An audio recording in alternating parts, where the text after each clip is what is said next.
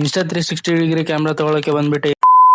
ಏನಕ್ಕೆ ಹೇಗೆ ಅಂತ ಹೇಳ್ತೀನಿ, ಕೊನೆವರೆಗೂ ತಪ್ಪದೆ ನೋಡಿ. ಮುಂಜಾನೆದ್ದು ಮಿಲ್ಕಿ ಬಾರ್ ಚಿನ್ನಮ್ಮಗೆ ಅಂತ ತಗೊಂಡು ನಾನೇ ತಿಂದ್ಬಿಟ್ಟೆ. ಊರಿಗೆ ಬಿಟ್ಟು ನೂರಿಗೆ ದೊಡ್ಡವನಂತೆ ಅಂತ ಜಾತಿ ನಿಂದ ನಿಮ್ಗೆ.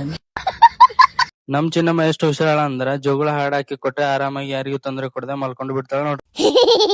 ನಾವ್ ರೆಡಿಯಾಗಿ ಗುಳ್ಪಂಗಳು ತಿನ್ಕೊಂಡು ಬಿಸಿ ಬಿಸಿಯಾಗಿ ಬಾಯಿ ಸುಟ್ಕೊಂಡು ನಾವ್ ಎಲ್ಲಿ ಹೊಂಟಿವಿ ಅಂತ ಕೇಳ್ರಿ, ಮುಂದೆ ಹೇಳ್ತೀವಿ. ಹೋಗ್ತಾ ಟ್ರಾಫಿಕ್ ಜಾಸ್ತಿ ಇತ್ತು, 5 ನಿಮಿಷ ನಿಂತ್ಕೊಂಡು ತದನಂತರ ನಮ್ಮ ಸ್ಪೀಡ್ ಕೆಲಸದ ಕಡೆ ಅನ್ಕೊಂಡು ನಡ್ಕೊಂಡು ಪಟ್ರಿ ಮೇಲೆ ಹತ್ತಿಸ್ಬೇಕಾದ್ರೆ ಅದನ್ನ ಕಾಯಲಕ ಬೈಕರ್ಸ್ ಗಳಿಗೆ ಇಟ್ಟಿದ್ರು. ಹೌದಾ? ಅಲ್ಲಿಂದ ಮನೆಗ್ ಬಂದು ಚಿನ್ನಿಗೆ ಎತ್ಕೊಂಡ್ರ ನೇತಿರೋ ನಾಯಿಗಳಿಗೆ ಕರಿಲತ್ತಿಲ್ರಿ.